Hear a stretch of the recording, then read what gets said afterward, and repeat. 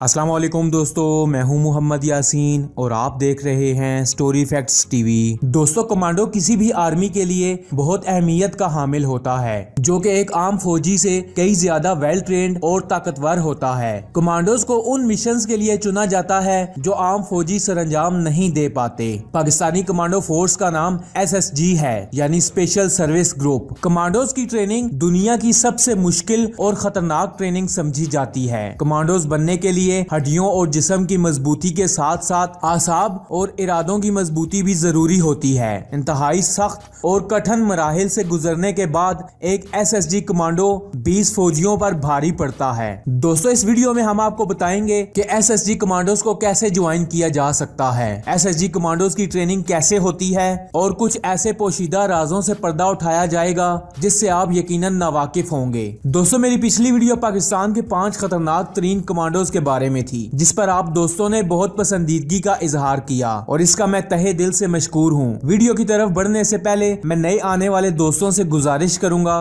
कि वो story facts channel को सब्सक्राइब कर लें ताकि रोजाना आने वाली ऐसी इंफॉर्मेटिव वीडियोस आप तक बआसानी पहुंच सकें। दोस्तों, SSG में शामिल होने की सबसे पहली रिक्वायरमेंट ये है कि आपका फौजी यानी आर्मी मैन होना जरूरी है। और सिर्फ ये जरूरी नहीं कि आप सिर्फ इन्फेंट्री के फौजी हैं, बल्कि अगर आप पाकिस्तान एयरफोर्स या नेवी से मुंसलिक हैं तो भी आप SSG में शामिल होकर कमांडोज बन सकते हैं, क्योंकि SSG मिलिट्री से ही बंदे चुनती है। दोस्तों, सिविलियंस का SSG से कोई भी ताल्लुक नहीं है, यानी ये कि आपको SSG कमांडो बनने के लिए पहले आर्मी को ज्वाइन करना पड़ेगा। और अगर आप आर्मी के किसी भी यूनिट से ताल्लुक रखते हैं तो आप SSG को ज्वाइन कर सकते हैं। SSG में शमूलियत इख्तियार करने के लिए आर्मी में 5 साल तक सर्विस होनी चाहिए, लेकिन अब 2 से 3 साल की सर्विस के फौजी भी SSG के लिए अप्लाई कर रहे हैं। दोस्तों, एक बात जहन नशीन कर लें कि SSG में शामिल होने के लिए आप जब चाहें अप्लाई नहीं कर सकते, बल्कि SSG में वैकेंसीज आने पर ही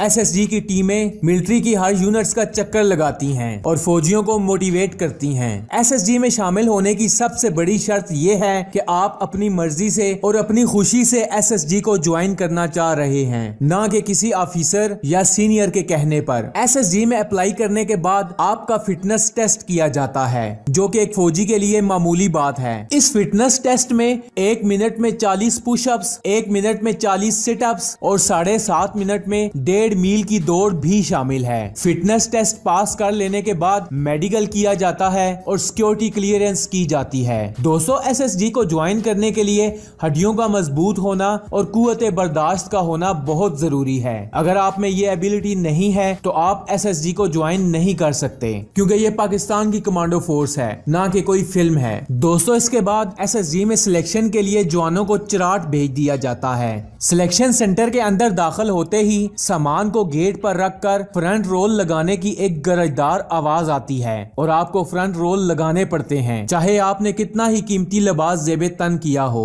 SSG की ट्रेनिंग में हर आने वाला दिन जवान के लिए मुश्किल तरीन ही साबित होता है। दोस्तों, SSG ट्रेनिंग के जिस मरहले का जिक्र मैं आप करने जा रहा हूँ, ये SSG ट्रेनिंग का सबसे मुश्किल तरीन मरहला होता है। SSG के जवानों के जिस्म को मजबूत करने के लिए इनको एक बोरी में डालकर इनकी खूब छितरोल की जाती है और इसके लिए एक छितर का इस्तेमाल किया जाता है और ये छितरोल उस वक्त तक जारी रहती है जब तक आप निढाल ना हो जाएं, और अगर आपने चीखना चिल्लाना शुरू कर दिया तो इसके नतीजे में छितरोल ज्यादा की जाती है। अब जाहिर सी बात है कि SSG कमांडोज में इतनी कुव्वत बर्दाश्त तो होनी चाहिए, इसीलिए SSG कमांडोज को पूरी दुनिया में एक खास मकाम हासिल है। इस छितरोल से बचने का एक ही तरीका है कि आप मार खाएं और चीखने चिल्लाने से गुरेज करें, क्योंकि जितना चीखेंगे छितरोल उतनी ज्यादा होगी। दोस्तों, इस मार कुटाई का असल मकसद यही है कि अगर SSG कमांडो दुश्मन के हाथ लग जाए तो वो मार बर्दाश्त कर ले, उसमें कुव्वत बर्दाश्त का पैमाना इतना ज्यादा हो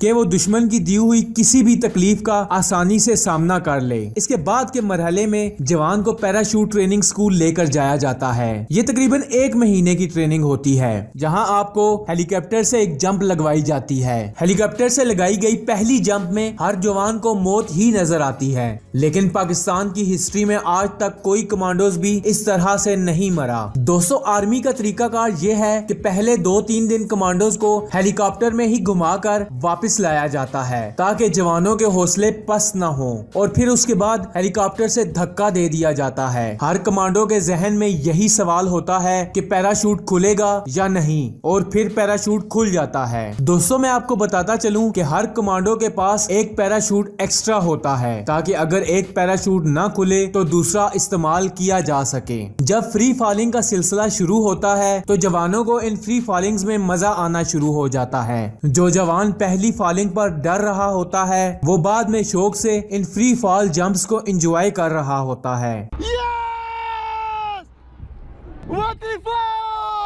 اس پوری ٹریننگ کا ایک اور صبر آزما حصہ بھی ہوتا ہے کہ ٹریننگ کے دوران جوانوں کو ایک شہر سے دوسرے شہر تک سفر کرنا ہوتا ہے جو پشاور سے لے کر چراٹ تک ہوتا ہے، جو کہ تقریباً 70 کلومیٹر بنتا ہے۔ یہ سفر جوان کو 30 کلو گرام ملٹری گیئر کے ساتھ طے کرنا پڑتا ہے۔ اس کے علاوہ 36 میل کا سفر 12 گھنٹے میں بھی طے کرنا ہوتا ہے۔ آرمی رولز کی خلاف ورزی کرنے پر جوان کی دوڑ بڑھا دی جاتی ہے اور اس کے علاوہ مختلف قسم کی سزائیں بھی دی جاتی ہیں۔ ٹریننگ کے اس پروسیس میں مارشل آرٹس، جوڈو کراٹے اور اسپیشل ویپنز کی ٹریننگ بھی دی جاتی ہے۔ اس کے علاوہ جنگل میں سروائیول سکل ٹریننگ بھی دی جاتی ہے، جس میں سب سے مشکل کام سانپ کو کھانا یا کسی جانور کا کچا گوشت کھانا، اور اس کے علاوہ پیاس لگنے کی صورت میں جانور کا خون پینا بھی اس ٹریننگ میں شامل ہے۔ دوستو یہ تو کچھ بھی نہیں، جوانوں کو ایک کتے کے منہ سے ہڈی بھی چھیننی ہوتی ہے، اور یقیناً یہ ایک بہت مشکل کام ہے جس کا اصل مقصد یہ ہوتا ہے کہ SSG کمانڈوز کو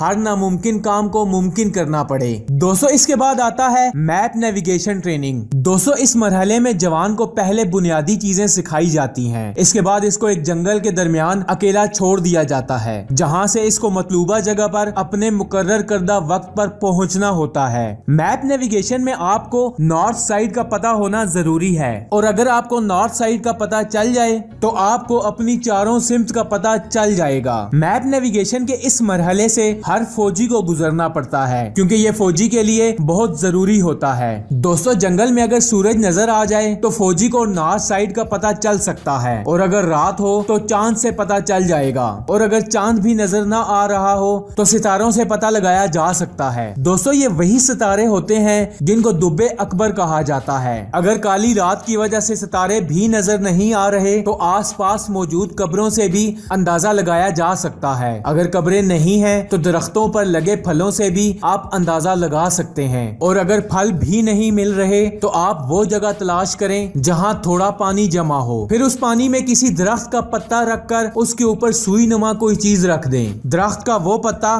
آپ کو نارتھ کی ڈائریکشن بتا دے گا۔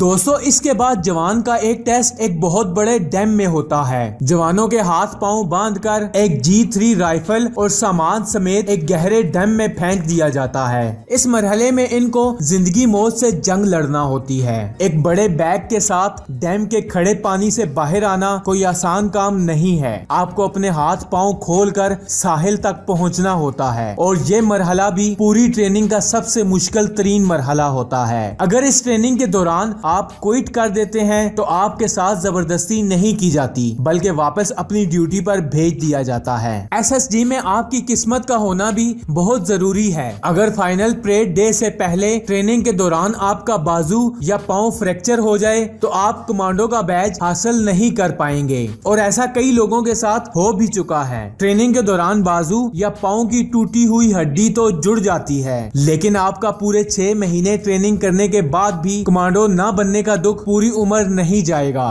دوستو ایک جوان کا ٹریننگ کمپلیٹ کرنے کے اور کمانڈو کا بیج لگنے کے بعد وہ ایک عام فوجی نہیں رہتا بلکہ اس کے الاؤنسز اور اس کا پورا پروٹوکول چینج کر دیا جاتا ہے۔ دوستو کمانڈوز پوری آرمی میں وہ چند ہیرے ہوتے ہیں جنہوں نے پوری آرمی کو روشن کرنا ہوتا ہے۔ ان کمانڈوز کا کام مشکل ترین ٹاسک کو کمپلیٹ کرنا ہوتا ہے، اور اسی لیے یہ اپنی باڈی پر بہت توجہ دیتے ہیں۔ روزانہ کی ورزش کے علاوہ یہ اپنی ڈائٹنگ کو بھی بیلنس کرتے ہیں۔ ان سارے مشکل مرحلوں سے گزرنے کے بعد ایک جوان اس قابل ہوتا ہے کہ وہ SSG کا بیج حاصل کر سکے۔ اس کے علاوہ SSG کمانڈوز کو ٹریننگ کے لیے बैरून मुल्क भी भेजा जाता है। दुनिया की नंबर 1 इंटेलिजेंस फोर्स ISI में भी SSG कमांडोज को भेजा जाता है और उसके बाद इनको खुफिया ऑपरेशन सौंपे जाते हैं।